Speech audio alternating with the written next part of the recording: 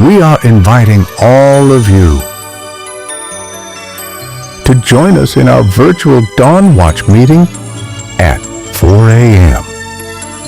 and Sunset Prayer Meeting at 6 p.m. daily, hosted by Reverend Dr. Alex C. Nozuelo. Let Jesus Christ change your life. Be blessed with His words of encouragement. Pabuti po ng Panginoon. Amen, amen. Meron Kristo sa buhay. Amen. Hallelujah. Thank you, Lord. Na atin na pag-live sa oras ito. Aking Mula sa Ari, basahin ko po no, doon sa verse 11. Kapayapaan. At si Maria naman talagang hindi maalis, nakaupo lang. Panginoon ko, Lord God, alam ko. Today's Dawn Watch Prayer Meeting. Salamat Today. sa mga kamanggagawa na nagsabi na ang Diyos natin ay mabuti at tunay talaga lahat naman po tayo ay may patotoo. Sa bawat araw na dumarating sa ating buhay ay patuloy natin nararanasan ang kanyang kapangyarihan. At nangyayari yan lang dahil lagi tayo nakakapanatili sa kanyang salita. Dahil naniniwala tayo kapag ang salita ng Diyos ay nasa atin nga, tunay mararanasan natin ang kanyang kapangyarihan. Kaya sa umaga pong ito, sa ubasan ng Prayer Faith Church Worldwide Ministries Incorporated, tayo gaganap ng ating pang-anim na taon at 116 na madaling araw sa pagbabantay sa pananalangin. Gamit po natin ang platform ng Zoom. Salamat sa mga maaga na agising. Hallelujah. At right now ay 11 na po tayo na participant sa platform ng Zoom. Sama mga OFW from UAE, from Bahrain. Kasama na po natin sila ngayon. Hallelujah. At salamat din sa ating mga tigapanguna sa buhay ng ating Spiritual Director, Bishop Rosa Nozuelo, sa mga Pastor Glory dahil tayo ay patuloy na pinapaintulutan, maibahagi natin sa mas marami pa ang kapahayagan ng salita ng Diyos.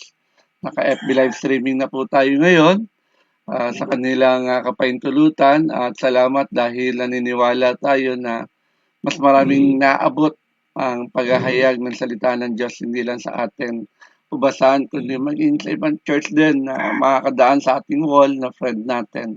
Kung isi-share po natin, i-upload na share natin o itag natin yung ating gawain ito. Salamat din sa buhay ni Pastora Sandra dahil siya po yung nag-administer ng ating TikTok. At nakakapanatili yung preaching natin. Kung gusto natin balikan at lumipas ang ilang panahon ay makikita pa rin po natin. Okay, sa Facebook ay 1 month lang tayo kay Meta. Then after 1 month nawawala na yung ating live streaming. Okay. Kaya sa umagang ito, July 3 na po tayo ngayon, 2026. Napakaganda ng topic natin ngayon, the power of God's Word. Okay, ang kapangyarihan ng salita ng Diyos. Alam natin ang kanyang salita, kung problema, hindi natin nararanasan ito. Okay? Tunay sa buhay paglilingkod natin, wala naman tayong ibang itinataas sa buhay natin ito kundi ang ating Diyos na siyang tumawag sa atin kung bakit nagagawa natin ang ganitong paglilingkod sa kanyang harapan. Amen?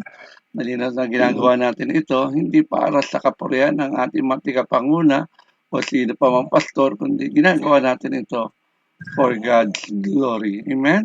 Kaya tinatawagan na po natin ang ating tigapanguna sa POF Linasing Chapter San Marcelino Zambales. Walang iba kundi si Reverend Edith Gutierrez. Mars, it's your turn. Purihin ang ating Panginoon.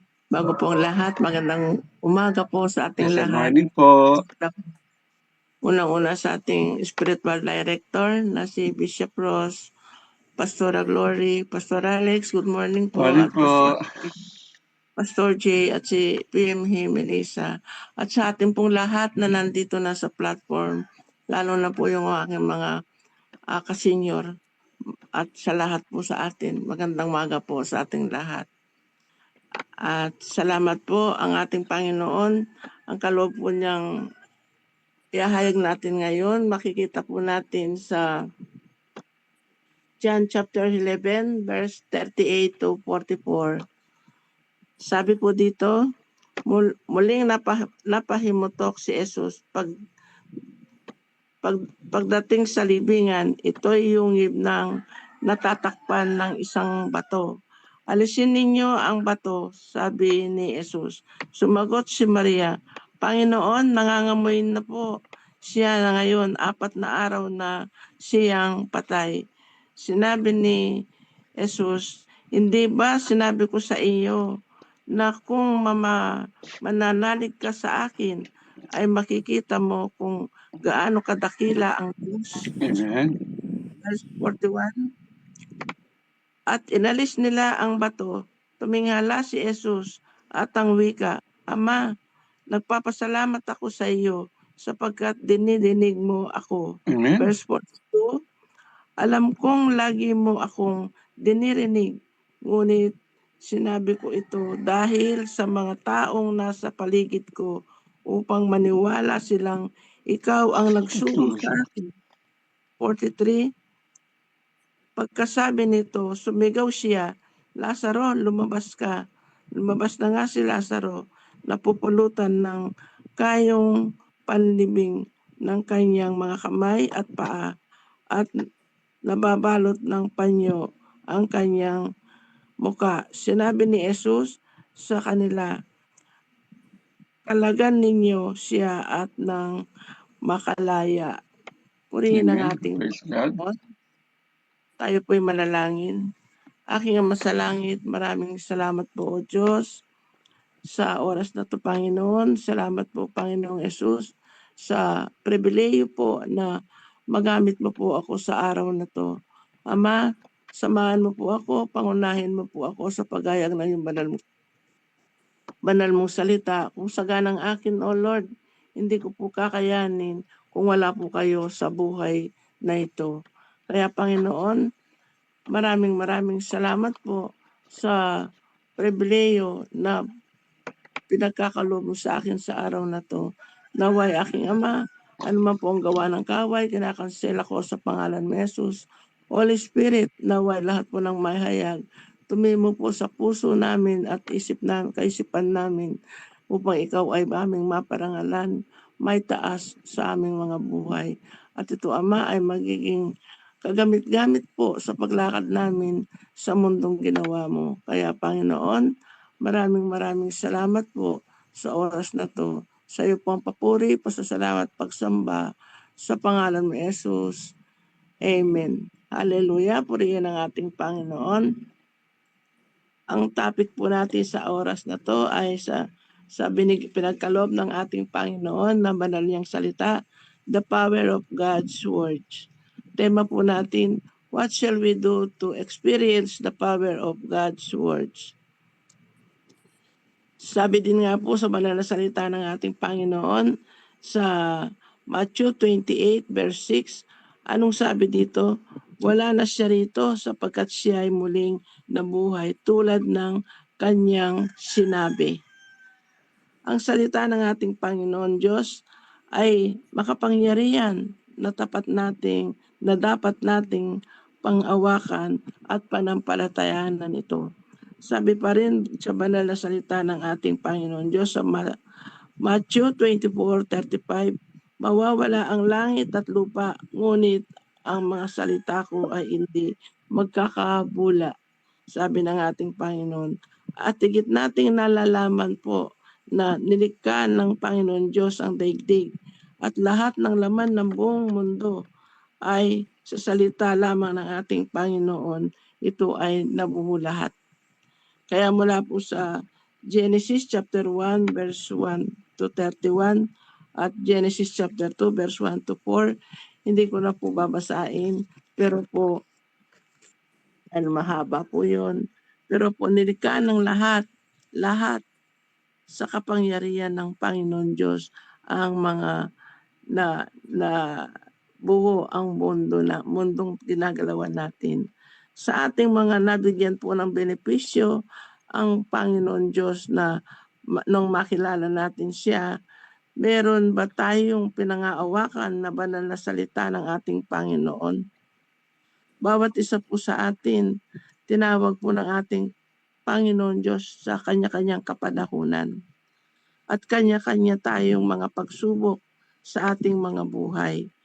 ang ating nararanasan. Tandaan po natin, kung nakakaranas tayo ng ganitong maraming mga pagsubok bilang isang lingkod at mananampalataya ng Panginoon Diyos, kailangan po natin na may pinangaawakan po tayong banal na salita ng ating Panginoon na natutunan natin mula nung tinawag niya tayo para tayo ay makagampan ng naisin ng Panginoon Diyos sa buhay natin. Kaya tayo nagsisikap na makasama sa gawain ng ating Panginoon. Kagaya po ngayon ng Don't Watch. Lalo na po ako, testimony ko lang po. At talagang pinagsisikapan ko kung basta makasali po ako. Isang napakalaki pribilehyo talaga. Lalo na hindi ako masyadong kagaya ng dati nakakalabas po ng bahay. Sa pamamagitan ng banal niyang salita, ginagamit niya tayo upang maihayag ang kanyang banal na salita. Salamat sa Panginoon at mga kapatiran at sa ating lingkod ng Panginoon Diyos na naihahayag ang kanyang banal na salita. Mahal po tayo ng ating Panginoon Diyos, lalo na yung masipag umayo na masipag kang umayo pero may dalahin ka pa sa buhay, halos hindi mo kayang solusyonan sa buhay mo. Anong sabi ng ating Panginoon Diyos sa Matthew chapter 11 verse 28? Lumapit kayo sa akin, kayong lahat na napapagal at nabibigatan sa inyong pasanin, at kayo'y pagpapaingahin ko. At sabi rin ng ating Panginoon Diyos sa Hebrew, hindi ko kayo iiwan, hindi ko kayo pababayaan. Yan po, dahil mahal tayo ng ating Panginoon. Sa lahat ng lakad natin, sa lahat ng dalahin natin, nandyan po ang Panginoon, hindi po niya tayo pinababayaan. Mga sinasabi ng ating Panginoon Diyos sa banal ng aklat, bilang gabay po natin ito sa mundong nilikha ng ating Panginoon. Pawang nakakabuti po sa atin, di po ba? Naway pakinggan natin ito at unawahin. Mahal po tayo ng ating Panginoon Diyos. Huwag pairalin ang sarili nating kaisipan. Makinig tayo sa mga banal na salita ng ating Panginoon Diyos na gustong iparating sa bawat isa po sa atin ng ating Panginoon. Kaya po, punta po tayo sa unang puntos po natin. Ang tema po natin, what shall we do? The experience, the power of God's Word.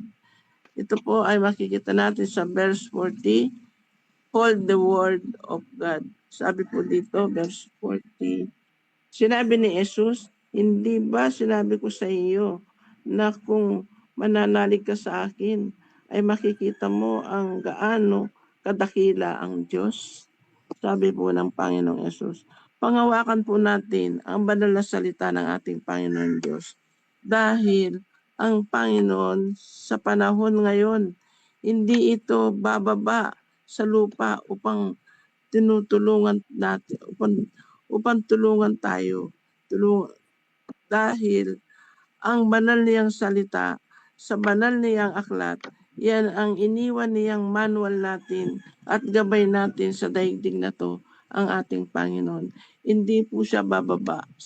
Tayong lahat, nararanasan po natin. Yan po ang ating magagawa na yung banal na salita ng ating Panginoon Diyos, yung manual na pinagkaloob po ng ating Panginoon Diyos sa atin.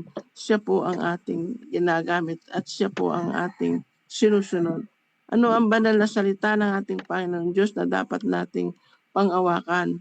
Sa Romans chapter 10 verse 13, sabi dito, sapagkat sinasabi ko ng kasulatan, maliligtas ang lahat ng tumatawag sa pangalan ng Panginoon. Sinasabi dito, sa pangalan ng ating Panginoong Diyos, oras na tayo'y tumawag sa ating Panginoon. Tayo'y maliligtas. Ito'y napapatunayan to satisfy you sa Awit chapter 91 verse 14 to 16. Sabi po dito, ang sabi ng Diyos, aking ililigtas ang tapat sa akin. at Amen. iingatan ko sinumang taong ako'y kikilanlin. Pag sila'y tumawag, laging handa ako na sila'y pakinggan. Aking sasamaan kung ilahil ay kung may hilahil ay sasaklolohan.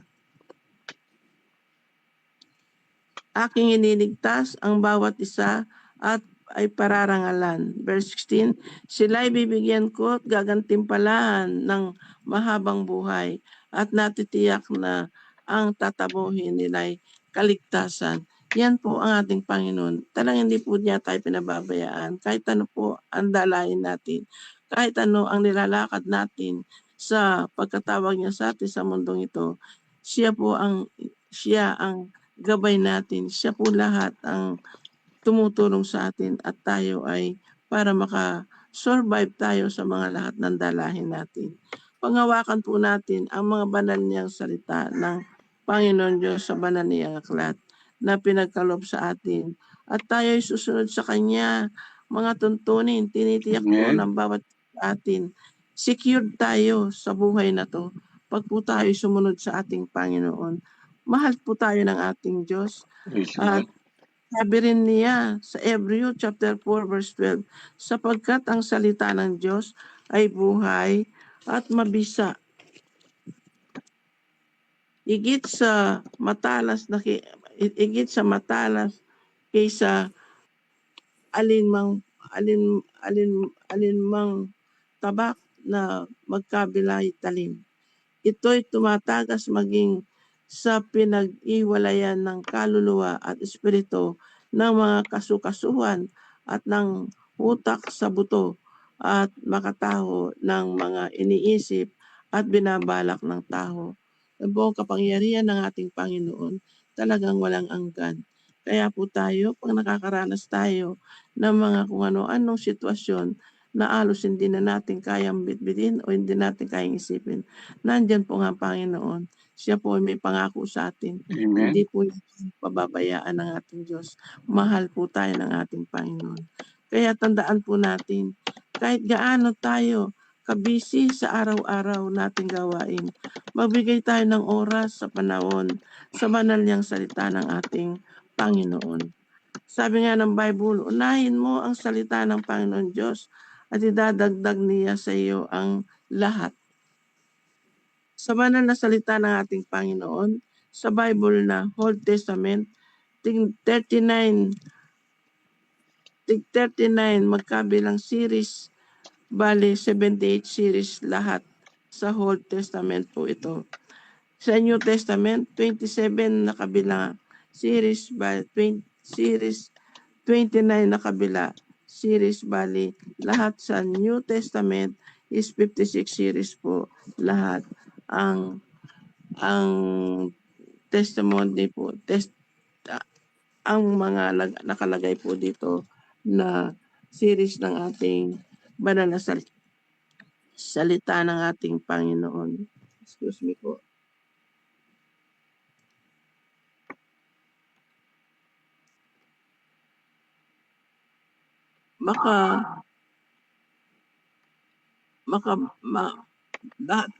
Mahaba po lahat ito, New Testament and Old Testament, sa pinagkaloob sa atin ng Panginoon. At tiyaga, konting sakripisyo, dahil dito natin malalaman lahat bakit tayo nandito sa daigdig na nilikha ng ating Panginoon Diyos. At kung anong purpose ng Panginoon sa iyo. Bakit ka nilikha sa mundong ito? Dahil ang Bible, siya ang manual natin. Binigay ng Lord sa atin na dapat natin itong sundin ang banal niyang salita. May pinangaawakan ka bang banal na salita ng ating Panginoon Diyos? Sabi ng Luke chapter 1 verse 37, nothing is impossible to God. Kahit ano pa ang pinagdaraanan mo, nandyan si Lord, pangawakan mo ang pangako niya. Manampalataya ka sa Kanya at ikaw ay mananagumpay. Tutulungan ka ng ating Panginoon Diyos. Hindi Kanya pababayaan. Amen po. punta po tayo sa pangalawang puntos po natin. What shall we do to experience the power of God? Ito po makikita natin sa 41.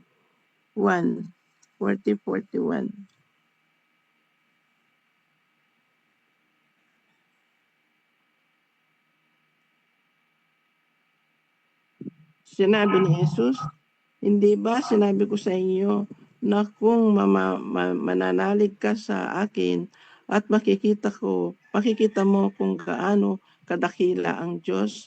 41. At inalis ang bato. Tuminghala si Jesus at ang wika, Ama, nagpapasalamat ako sa iyo sapagkat dinidinig mo ako. Hallelujah, purihin ang ating Panginoon Diyos. Ang second point po natin, live the word of God. Gusto ng Diyos mamuhay tayo na mga natutunan natin mula nung makilala siya at maging tapat tayo sa mga banal niyang salita na kaloob sa atin ng ating Panginoon, na dapat wag nating ipagwalang bahala lamang dahil tayo'y mga lingkod ng Panginoon na pinagkalooban niya ng unawa sa mga banal niyang salita. Ito ang pinakasandata natin, ang salita ng Panginoon Diyos sa gawa ng kahaway. Ito ang pinakasandata natin sa sanlibutan na mga kinakausap din natin. Kung wala ang Panginoon Diyos na siyang nagkaloob sa atin, wala tayong kakayanin.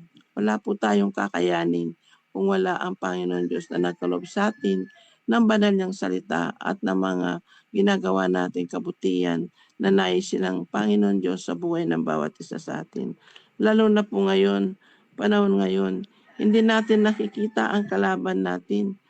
Panginoon Diyos lamang ang may kakayaan tumulong sa atin. Amen po.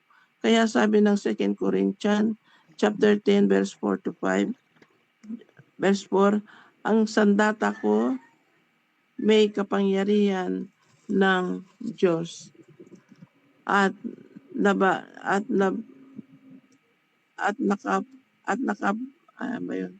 nakapapaguho ng mga kuta at hindi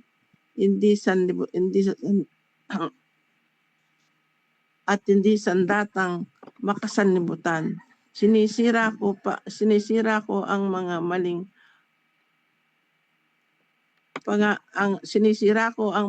pangangatwiran. Sinusugo ko ang lahat ng pagmamataas laban sa Diyos at binibihag ang lahat ng isipan upang tumalima sa Diyos. Dapat nating gawin, binibigyan tayo ng authority ng ating Panginoon sa ating Diyos para makasunod tayo sa banal niyang aklat ng Panginoon. Kaya po sabi nga po dito sa 2 Corinthians chapter 10 verse 4-5, yun po ang ibig sabihin ng ating Panginoon. Natutunan natin mula nang makilala natin si Kristo Jesus. Hindi tayo basta-basta may guguho ng kahaway. At sabi sa John 1 verse 14, naging tao ang salita at siya'y naniraan sa piling natin. Nakita natin ang kanyang kapangyarihan, ang kanyang kadakilaan, puspos ng pag-ibig at katapatan. Tinanggap niya mula sa Ama ang kapangyarihan at kadakilahang ito bilang bugtong na anak. Kaya po ang salita ng Panginoon sa banal niya aklat ay makapangyarihan. Kaya po tayo wag nating babaliwalain ang banal na salita ng ating Panginoon. Kaya dapat tayong mamuhay sa salita ng Panginoon Diyos dahil ang salita siya ang Panginoon Diyos na makapangyarihan. Kaya huwag nating pagwalang bahala ang mga nababasa natin sa banal na aklat ng Panginoon Diyos, nakalob ng Diyos sa atin lahat. Kaya sabi rin sa John 1 verse 1 to 2 na sa pasimula pa naroon na ang salita, kasama ng Diyos ang salita, at ang salita ay Diyos. Kasama na siya ng Diyos sa pasimula pa. Amen. Hallelujah. Purihin ang ating Panginoon. Kaya kung meron kang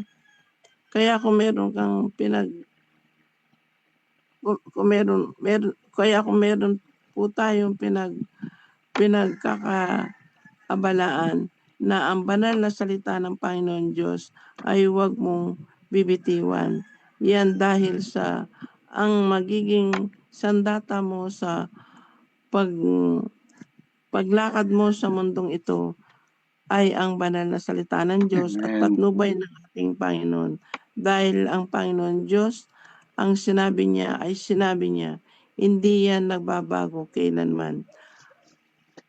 Sabi nga ng banal na salita ng ating Panginoon Diyos sa Matthew chapter 24 verse 35, mawala man ang langit at ang lupa, ngunit ngunit ang salita ko ay hindi magkakabula, sabi ng ating Panginoon sa banal na salita. At sa Matthew chapter 5 verse 18, tandaan ninyo ito, magwawakas ang langit at ang lupa, ngunit ang kalit-liitang kung bahagi ng kautusan ay di mawawala. Di mawawalan ng bisa hanggat hindi magaganap ang lahat. Tandaan po natin, ang sinabi ng ating Panginoon Diyos, sinabi niya, hindi yan mababago kailanman. Sabi nga ng banal na salita ng ating Panginoon, magugunaw na lahat ang nandito sa mundong ito.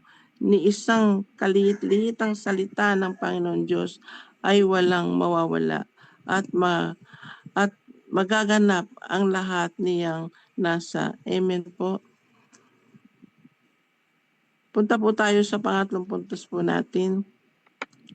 What shall we do to experience the power of God's words? Makikita po natin ito sa Share the Word of God. Makikita po natin ito sa verse 42 and 43.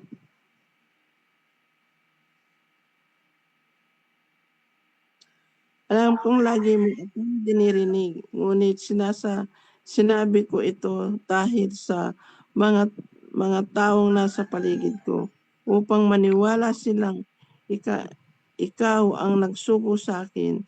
Verse 43, pagsabi nito, sumigaw siya, Lazaro, lumabas ka.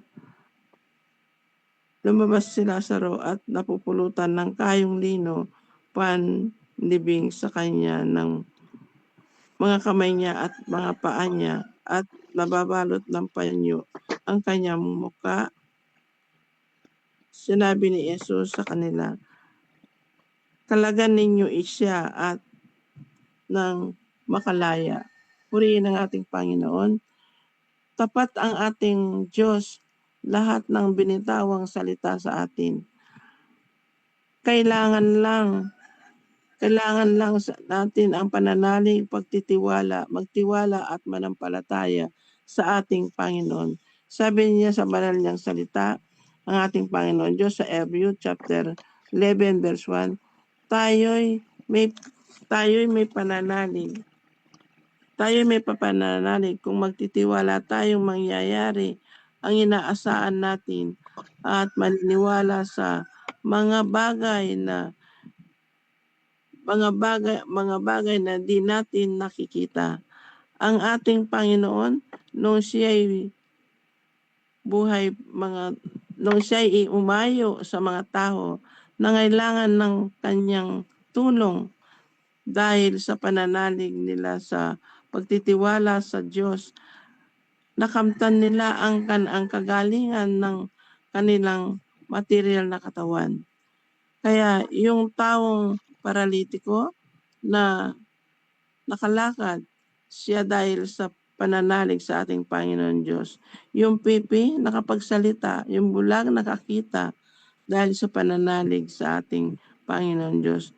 Yung hinahalian ng demonyo ng masasamang espiritu, ang babaeng dinudugo, lahat ng ito dahil sa pananalig sa ating Amen. Panginoon at pagtitiwala sa Panginoon Diyos ay lahat nakamtan nila ang kalinga ng walang imposible sa ating Panginoon Diyos.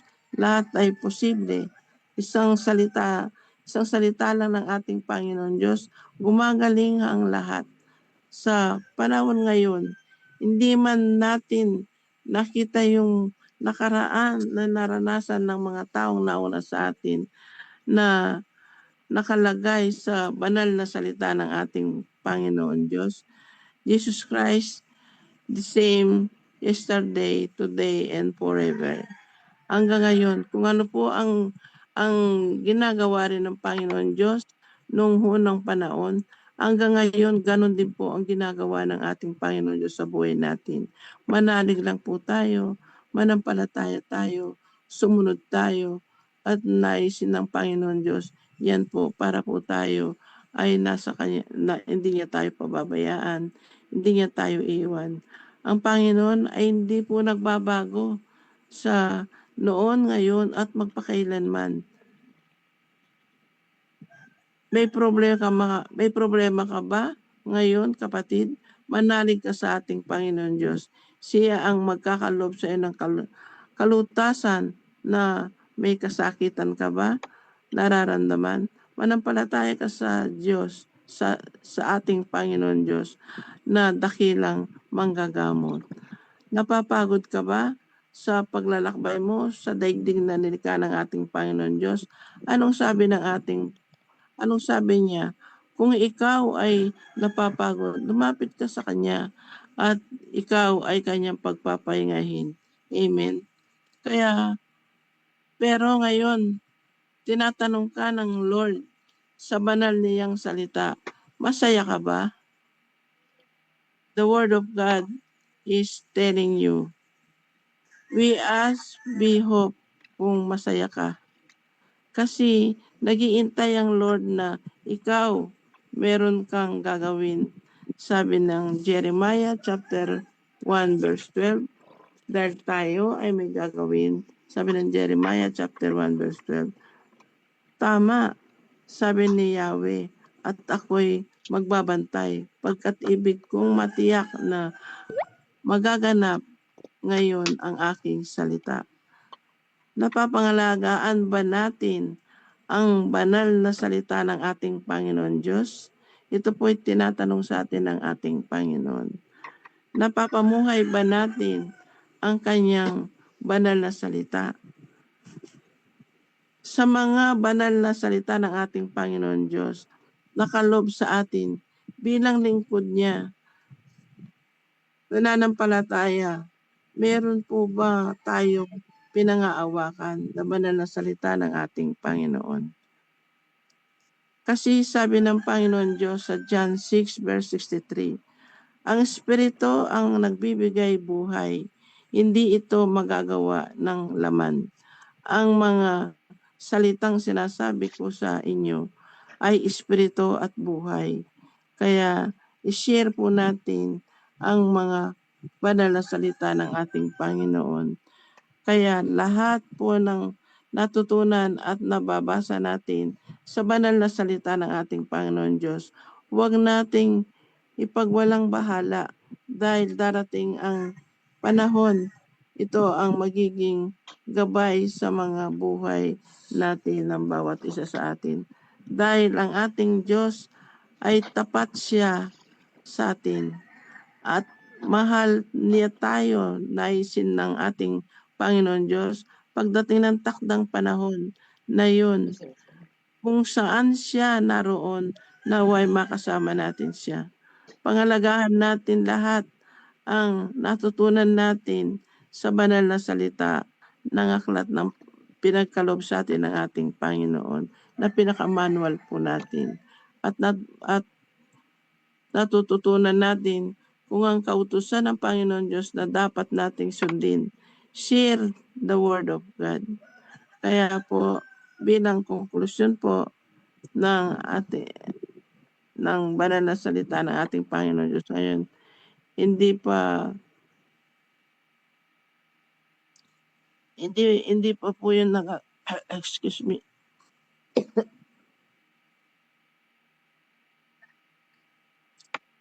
yung pagka